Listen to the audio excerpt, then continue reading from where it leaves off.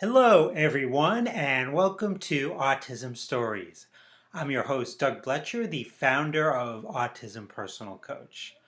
Autistic people are the true experts of the autistic experience, and Autism Stories is where we interview autistic people and others in the autism community to learn from their stories, experiences, and get their advice. If you'd like to be notified about each week's episode of Autism Stories, we suggest you subscribe on your favorite podcast listening platform. We'd also appreciate it if you could give us a positive rating and review, as it will help others to learn about autism stories. I love listening to podcasts, and prior to this year, I would almost always listen to them when I was driving. I did a heck of a lot of driving relating to Autism Personal Coach, so it gave me quite a bit of an opportunity to listen to podcasts. With things changing this year, the amount of driving I have done has greatly decreased. Therefore, my podcast listening time has greatly decreased. However, there have been a couple of new podcasts this year that have come out, and I have made it a point to listen to them because the subject matter was just so interesting and important to me. One of those podcasts is Two Autistics Talk Money by Becca Lory Hector and Andrew Komarow. Becca and Andrew returned to Autism Stories to discuss their podcasts. We hope you enjoy today's conversation. Becca and Andrew, thanks for returning to Autism Stories. Thank you for having me back. Absolutely. Thank you for having me back. Yeah. Something that I love are new things. I'm a novelty seeker, and I especially like listening to new podcasts particularly that I have an interest in.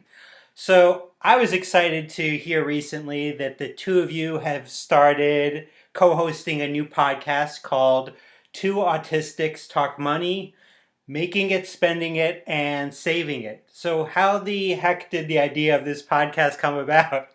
You and I, Becca, wanted to do a podcast on something together. Right. And there's just a lot behind, and we both thought we could talk about this subject, some about money, and some of the things that are about money, but not actually about money.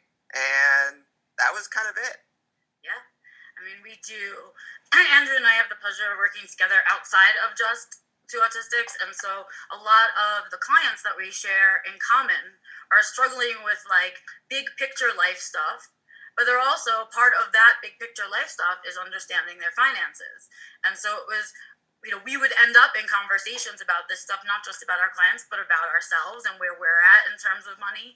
And it felt like a big empty space where there weren't autistics talking about our struggle with money and what that is and how much plays into it. And so it kind of grew into itself that way. Do either of you have a sense of, and I agree, I don't hear people talking about money. Do you have a sense why people aren't talking about money? Why there hasn't been a podcast like this previously? Because there's only one Andrew Komarow and Becca Lory Hector. This But is true. The perfect combination. I think a lot of it, I don't have a great answer other than I don't think there's really anyone who specializes in talking in money and autistics, right? Usually it's more, if there's a money topic, it's a general, even boring money topic, or it's more directed at parents of children with high support needs. So there really just was a gap. Yeah. And I think that gap comes, for me, it comes from the way that autistics learn, the way that we pick up information, and the way that we are not taught towards that, right? So a lot of the stuff about money, everyone hopes you'll just kind of glean from like watching TV, or I don't know where we're all supposed to learn it. But I know most people's parents don't sit down with them and say, this is how you write a check, and this is how you know what your interest rate is, and this is when you're paying into your principal and you're not paying into your principal, right? Nobody really sits us down and has that conversation with us, because that conversation isn't happening in any home. But autistics really need that conversation. And so instead we end up learning by making mistakes, by getting into debt, by not understanding it and flying by the seat of our pants, right?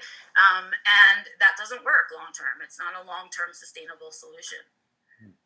One of my it's one of my favorite things, or something that has really struck me too, is that I also think a lot of, everyone, but especially autistics, feel anxiety and shame. And even the ones who are good with money and doing well, and this is people with anxiety, and even really just a lot of people in general, I especially find even the younger generation who it's never talked to about, they think that they're not doing a good job because they don't have a budget. And I have this analogy where it's kind of like a strict diet. You don't need to have a budget all the time if you have good habits and build a routine, something that we should inherently be good at. But I find I run into a lot who just feel this shame around money when they're actually doing a really good job, right? Because it is something that people don't talk about. So then it's hard to really know, you just hear the good from the other people. I don't know. So it's one of those where want to open it up a little bit. It should. Right. You're right. It is. It's like secret. If you're having money trouble, it's like a secret, right? That you shouldn't share with people, right? It's like that.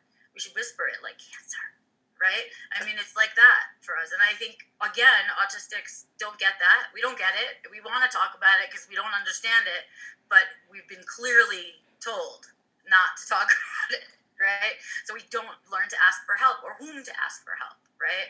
There's the idea that we should be able to do it alone somehow. Now, there's been 2 episodes so far of your podcast, and one of the things that I like about the format is it's on a Zoom call, and anyone can participate in it and ask the two of you questions during the podcast. Why did you decide to choose that format? I think the format chose us a little bit.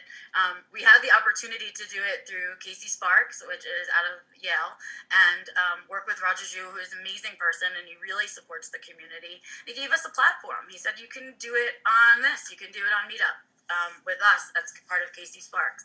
And that kind of said, oh, wait, so we'll have a lot of people on this call, and then how do we want to format it around that? Do we want to have a topic? Do we want to have guests? Do we want, and it became that. And so I think it was that we were offered the opportunity and said, okay, well, let's build it around this opportunity. And I think it's one of those where if we're trying to de-shame, lack of a better term, conversations around money, then it shouldn't be this super, super formal, boring presentation, right? We want to try to make it as fun as humanly possible, right? Which is a very low bar, by the way. It is. And I think that's the thing, though, right? We have really big questions about it, but we have to sort of unpack it, right? It's loaded with other things, right? It's not just about whether you have money in the bank, whether you can pay your bills, whether you're paying your rent and all of that stuff. A lot of us also, especially because I think we're geared towards adults, obviously, and as adults, we kind of all have baggage around money, right? Mm-hmm. We've all already had experiences with it, and we're taking that with us wherever we're going. And so unpacking some of that, too, has been part of what we've tackled as well. Mm-hmm. Definitely, I'm still trying to unload some of that baggage. Right? Yeah. Now, making money is obviously so important because you can't spend or save without having money. So I chose the route of self-employment, but that certainly doesn't mean that's the best way for everyone to make money. So what do you two think in choosing between traditional employment and self-employment? What are some of the important factors for autistics to consider?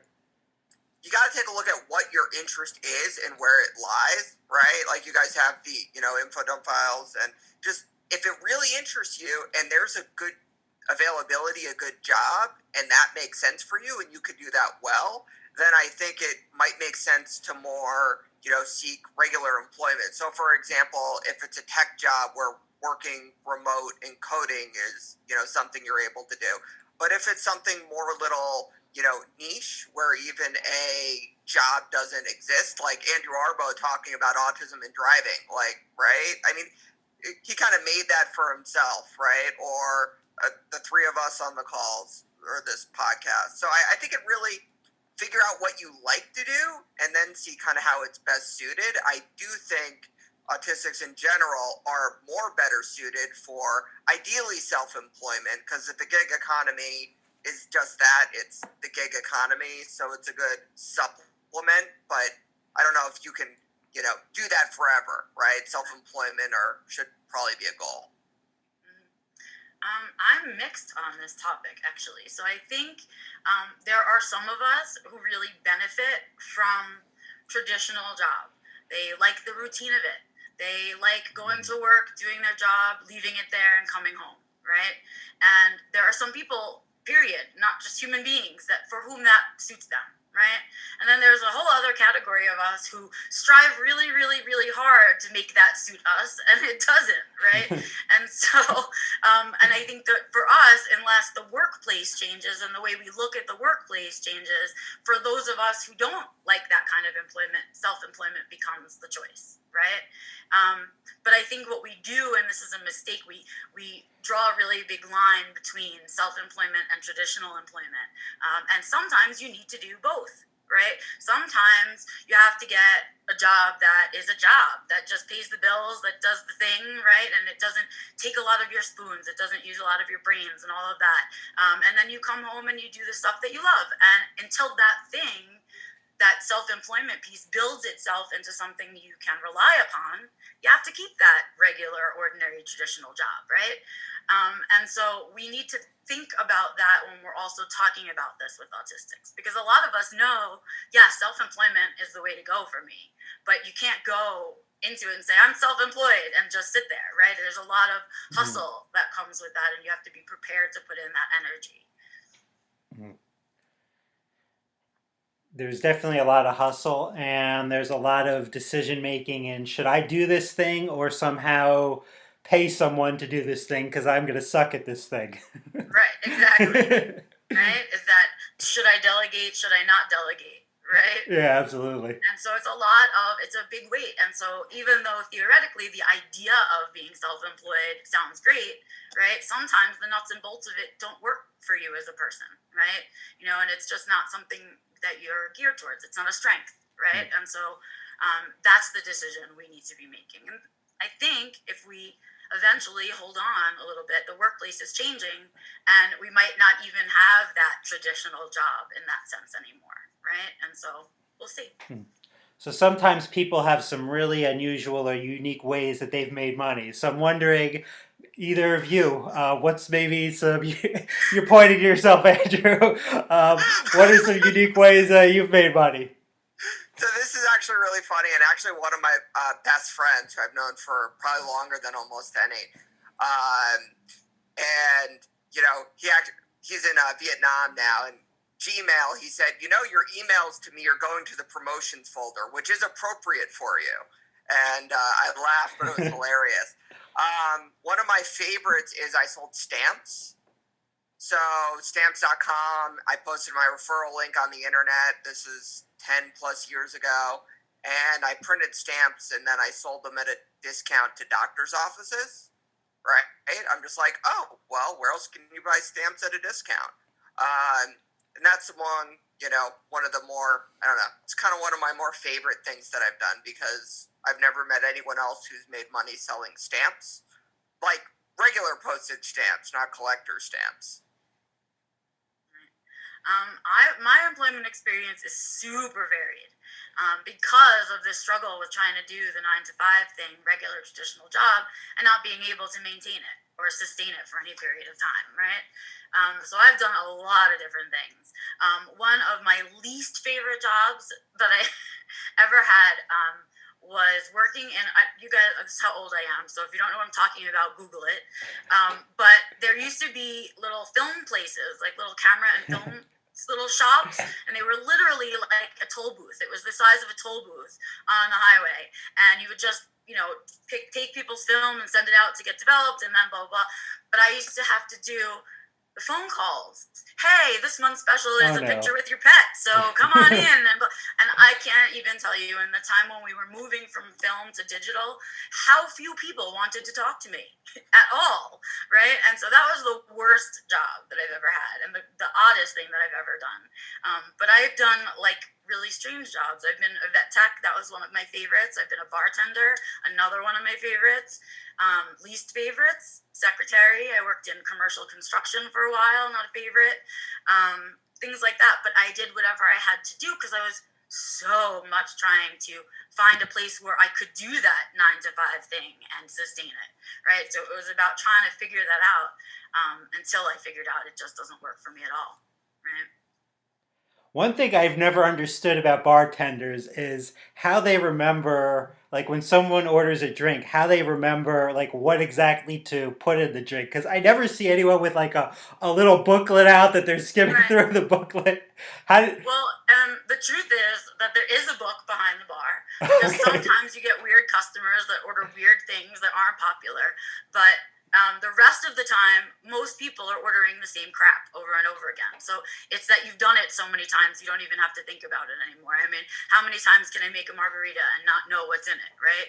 And so everybody's kind of, the majority of people order the same thing, right? And so it's just a lot of fucking cranberry over and over and a lot of fucking orange juice and a lot, right?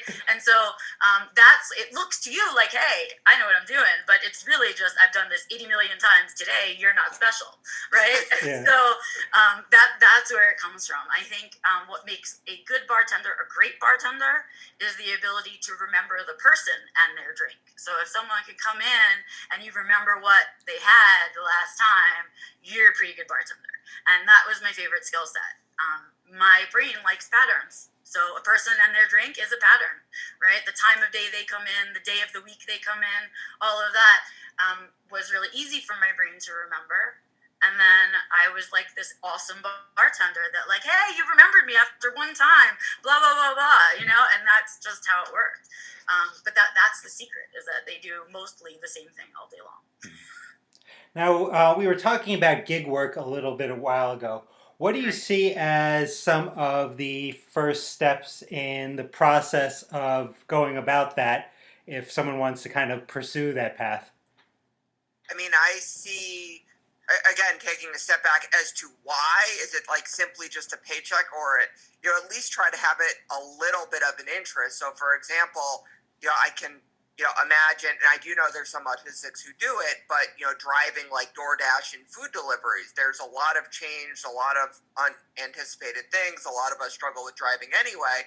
But then I know a couple others who are doing like the rover or like the dog sitting, dog walking, right? And if you like dogs, if you like animals, right, then that's a pretty good, fit. So I would take a look at first, if there's a theme here, what you really like doing, right? But see if there's also any blatant obstacles. Like I think just because you love food shouldn't be a reason to do DoorDash. Right. We want to make sure that we're, like Andrew was saying without saying, working towards our strengths, right? So that we're picking jobs that focus on our strengths, the things that come easy to us, the stuff that we're good at, the stuff we enjoy, right? Because otherwise it's not sustainable for us. We get bored and we're not interested and we can't stay dedicated. And then we start being interested in other things and not doing it anymore, right? And so if you are going to choose the gig economy as a way to make money, again, it's about that hustle. Nobody is telling you what time to be at work. Nobody's telling you when to go home, what days, whatever. So it's really about that self-reliance. And if you're not somebody who can kick your own butt, right, and get yourself moving, not a really good choice for you, right? Because you're never going to really succeed at it. And one of those things, if it's one of your strengths or special interests, right, then it's not even going to feel like work, right? It's going to be so for me, a lot of what I do, there's parts of my work that feel like work, but a lot of my work doesn't feel like work. It's not draining. It's fulfilling. So that's why it seems like I can work so much when in reality, my work is a way to relax. So again, I use the pet example. I think is a pretty good one, right? If you like walking dogs, you can get paid to walk dogs. That sounds like a pretty good one. Right? And I like the idea of using a gig economy and that gig concept of testing the waters of self-employment, because it's a midway point. Someone else is providing the funds, someone else is giving you the structure, right? And things like that, and is already doing the marketing and all of that stuff. They're doing all of that for you, but you're making your hours and you're in charge of how much money you're making and when and all of that stuff.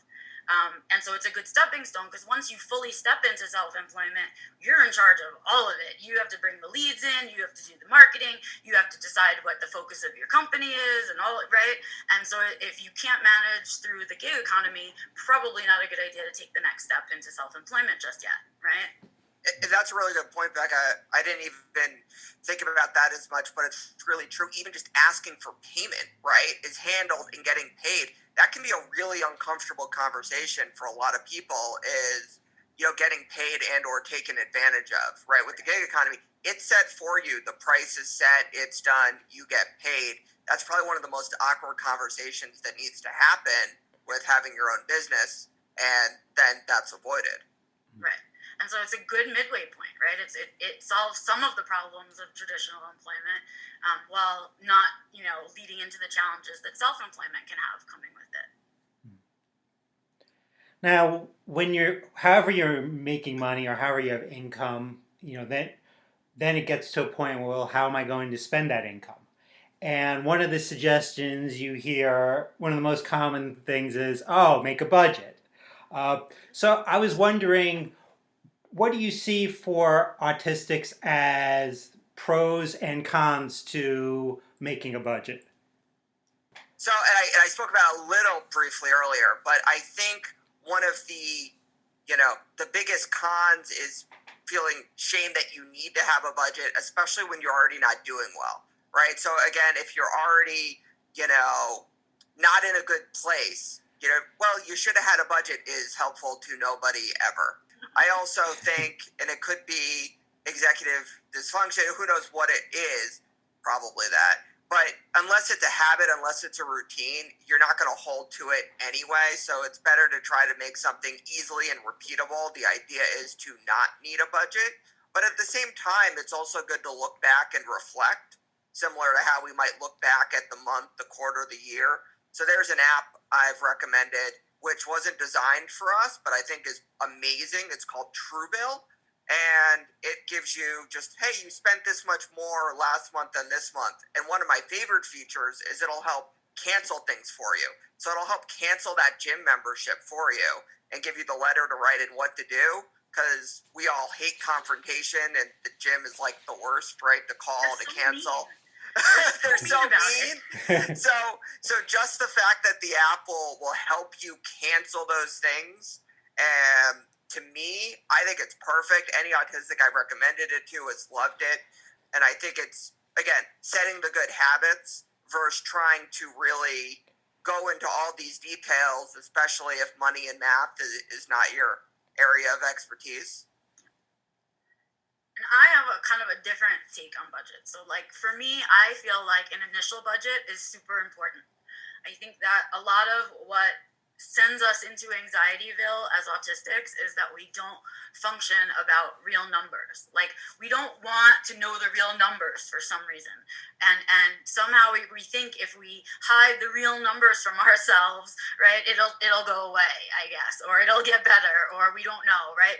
But instead that not knowing kicks you into anxiety because you're not dealing with reality, right? You're like, oh, so I don't know what it is. It could be this humongous number that I'm making up in my head, right? And all of these things. And so what I find is that if we're wanting to address kind of money issues and that struggle with money and that we do have, and planning and saving and all that other big stuff, right? You kind of have to know your reality. Right? You have to step in that discomfort of knowing your reality. What actual number do you have in the bank? What actual number does SSDI say you can't make more than? Right? What is the actual number this thing is? Right? I need the reality because the reality cuts the anxiety. Now, if I know the real number, I know when to worry and when not to worry, right? Rather than just to worry all the time. So I like the idea of an initial budget to give people a realistic picture of where they are, right? And then to make from that decision, where do you want to go? And I think for me, because I do what I do and Andrew does what he does, I always coach people to really think about when they're dealing with money, what their values and priorities are in their life. Because oftentimes we'll find that people want to prioritize one thing, but when they look at their budget, they're spending all their money on something else. right? Or they're spending it on stuff that they don't consider important, and they could be saving that money to be using it towards something they prioritize. So that's sort of the step after the budget, right? But you really can't make good monetary decisions if you don't know what your priorities are and what you value in life, right? And so we need to have those conversations too as part of kind of tackling the big money monster. When people do create a budget and have every intention to stick with it, daily overwhelm can kind of get in the way, daily stress, and you might affect your decision making. How do you see the just the knowledge of spoon theory and the application of it in helping with this decision making process? Think that we spend a lot of spoons on things that we don't need to be spending spoons on. So I talk a lot about spoon management, which is just the idea of you have a certain amount of spoons that you can spend per day. Again, what are your priorities and what are your values and what are you spending them on, right? If I'm wasting them on I don't know, playing video games all day. And then I can't sleep all night long because all I do is worry about the money that I didn't make all day because I was playing video games all day, right? You're not solving your problem. You're not stepping forward and trying to come up with a solution, right? And so I think it's about saying, you know what, I need to spend some more spoons on this stuff, right? And less spoons on that thing, right? And learning to manage our spoons.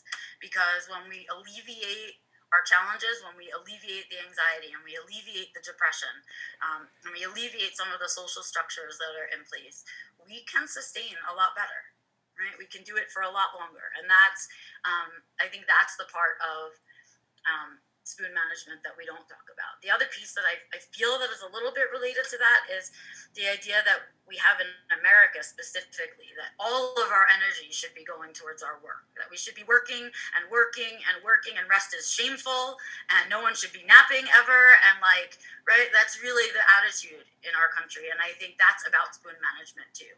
Do you want to give into that model, or does that model not work for you, right?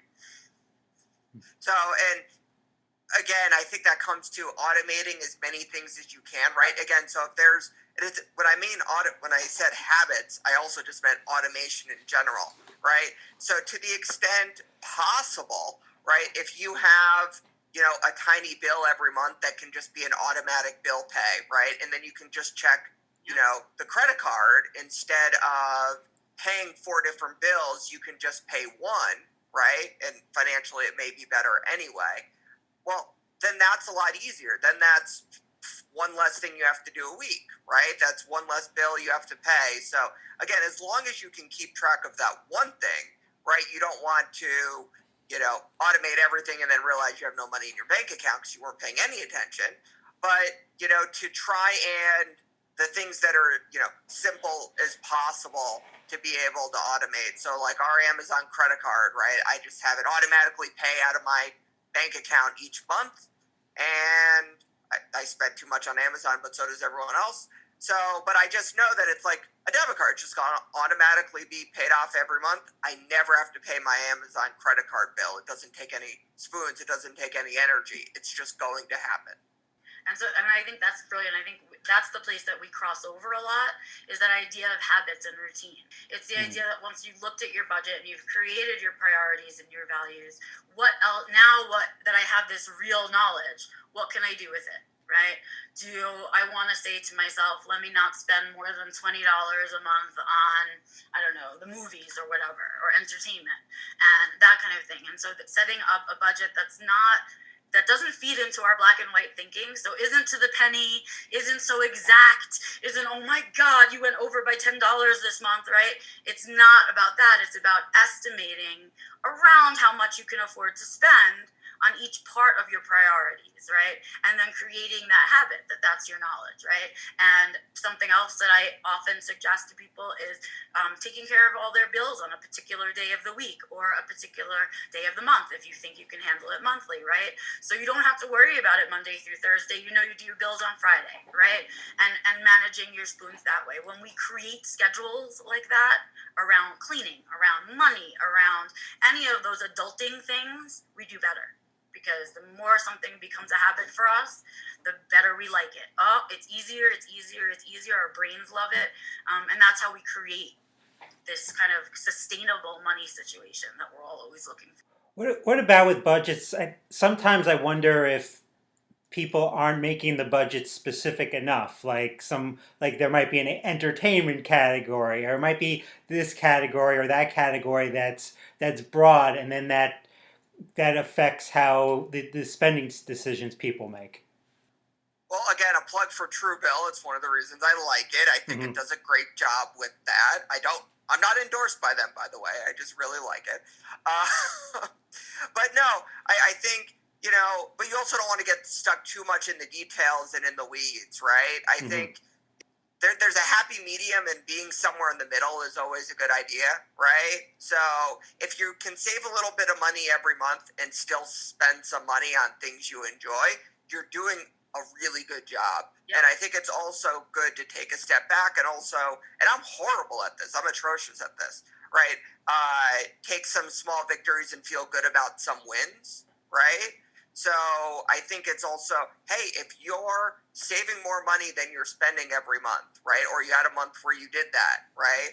And if it's December, that's amazingly impressive, right? Take a small victory, take a small, win, and try to at least enjoy that mentally for a little while. Right. That's really important to me as well, is the idea that you're not earning money just to pay your bills, right? You're not doing your job just so that you can pay the electric company and that's it, right? One of the things we miss out a lot on as autistics is joy and fun, right? And especially the joy and fun that we consider joy and fun, right? And so having this habit where you're setting up yourself to save a little bit each month means that maybe every 6 months, right, you have enough money set aside to do something that is purely for pleasure, right? That the whole purpose of saving it was to have it to spend on something that you enjoy, right? If we don't take those pleasures, you get on that hamster wheel, and that's why we all hate life, right? We're going to work to make the money to pay the bills, to go to work to make the money to pay the bills, and that's not living, right? That's not really living. And so understanding that when we have overflow past our bills, that overflow we get to choose what we do with. We can save some of it and spend some of it. It's literally overflow, right? But I think that black and white thinking gets us into, I have to save, I have to save, I have to save, I have to save, right? And nothing gets enjoyed. And I think we need that pleasure. We have to have that joy. And I do think there are a lot of people who, once they start saving and they start automating it, and they start seeing their money grow, and they just have so much a month moved into, let's say, a separate account. I think, well, not everyone, right? But there's definitely quite a few people who do get pleasure out of seeing that growth, right? And well, it's a success, right? That's a win too. If you manage to get yourself on budget, and you look 6 months down the road, and now all of a sudden you have $200 in a savings account, it's a huge win. Oh my God, take a picture of it, share it on the internet, like whatever. Don't put your account number on the information on the internet, right? But other than that, be proud, celebrate that win. It's a big deal. Money is scary for a lot of us because it's an unknown. No one taught it to us. And so to face that fear and to tackle it in your own life is a huge win. A lot of us have been ignoring that monster for a lot of time, right? And I also want to say, you had mentioned something about having those months where you go over, right? And that kind of thing. I want everyone to sort of remember that if you go on this journey, this money journey, to shift all of these things and to make all of these changes, it is a new thing. This is new. That means you will make mistakes, right? That means you will overcharge sometimes, you will undercharge sometimes, you will lose $1 here, right? And those mistakes will happen. But the idea is that you're doing better than you were last week or the week before, right? And it's still a win. But to not beat yourself up for that mistake, right? Like, be kind. You made a mistake because you were doing something you've never done before. Okay, take the lesson with you, but don't take that feeling. Don't take the emotions of it with you, right? And keep going, because the people that have succeeded have made a bazillion mistakes that you have not seen before they got there. And you will be one of them. That's the way humans learn, And so we have to be kind in that way. Now, with spending decisions, something that I think gets in the way sometimes is executive functioning stuff. So there can be a lot of steps in deciding whether to buy something or not. So any advice on how to make things just a little bit easier with these decisions? It's a priorities value situation, right? Sometimes we make decisions because other people tell us or they give us information about decision making. But we should be making decisions based on our priorities and values. Is this thing in alignment with the things that I value and make priority? Is this thing not, right? Is this thing helping me towards the goal I'm gearing towards? Is this thing not, right? And so really practicing the pause and taking the time to really think through your decisions and the way that it affects your life. If I buy this thing for pleasure, what will I not be able to buy, right? Oh, if I do that, I won't be able to pay my cable bill. Never mind, right? And so that, making the decision in that way and really thinking about it in terms of the bigger picture rather than in the moment. I think the other piece that we struggle with a lot is impulse control. Right? All of a sudden we find ourselves making money regularly. We have it regularly available to us, right? And we're just sitting there and, oh my God, could it be any easier to buy things these days, right? Could it be any easier to just hit a button, right? Your credit card's already attached to it, ding, right? And so what happens is we make a lot of those impulse decisions, and it's those impulse decisions that get us into trouble, right? Because it throws the whole system off. And so what we need to do is to really understand that decisions around purchases should not be made impulsively, right? Not for anybody. Nobody makes very smart impulsive decisions. Nobody. And autistics are not any different, right? We don't make good decisions in an impulse situation. And so it's about learning how to say, I have that impulse, and stopping ourselves. What is the thing that will catch you in your tracks? For me, when I have to do that, I think about, I convert it into cat food and dog food, right? I'm like, okay, this thing will cost me $150. How much dog food and cat food could I buy for that $150, right? And is it something that I would take out of my pet's mouth and buy this thing because it's that important, right? That's how I control my impulses, right? That's the thing that catches me. For a lot of people, it's thinking about it in terms of what they make hourly, right? I make $10 an hour. Right? So if that's 15 hours of work, that $150 thing, is it worth 15 hours of work? Not so sure, right? And so whatever it is for you, whatever is the thing that stops you in your tracks, that's the thing we need to do when we're thinking about money. But I also think that goes both ways. And one of the things that's probably even harder is to take a look at how much enjoyment you will get out of buying that much cat food, right? So, for example, a video game that you might play for 100 hours for $60. Well, that's a lot of enjoyment per hour for $60, right? And I think that's the part that struggle with too. Is I think we struggle to want to reward ourselves for things that we want to, enjoy, right? Or maybe buying a few quality things. But if you look at it from the perspective of, I'm going to get so much use, so much enjoyment out of this, right? But that can be hard too, especially if it's something that you don't feel like you should buy. Like I love computers. I think that's what the priorities thing is about, right? It's like, well, maybe you're somebody who has not prioritized self-care and entertainment and things like that. And so you do need to force yourself to buy some of those things, right? And make some of those smart decisions, right?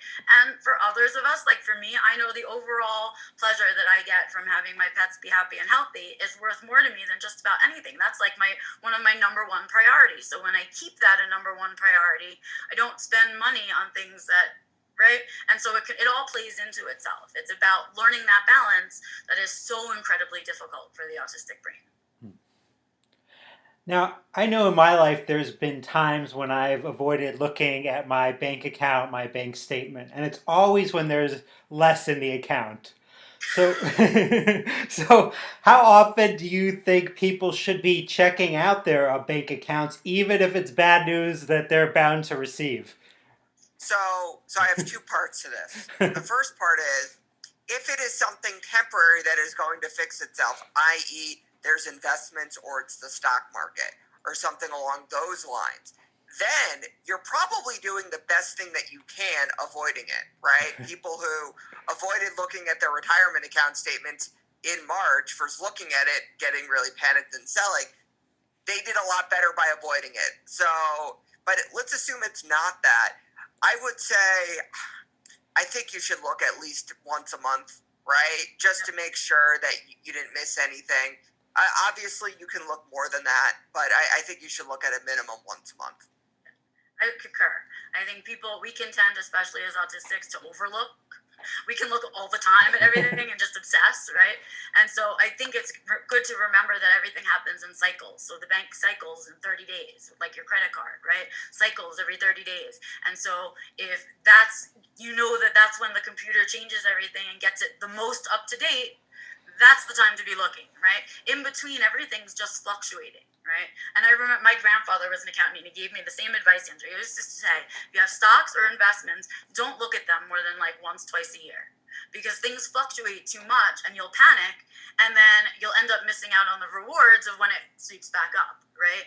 And so that's that same concept, right? My money may dunk in the middle of the month, but it'll even itself out come the end of the month. So I'm just going to look at the same time every month, right? Because then I'll be looking at a baseline, right? And if anything is really different, then I'll know I have to worry. Same thing I say. I really think most things involving money every 30 days is pretty good. I feel like the financial world cycles in a 30-day cycle on almost everything, bills, the bank, right, all that stuff. So I think any more than once a month, you're giving yourself agita for no reason, right? You're making yourself crazy.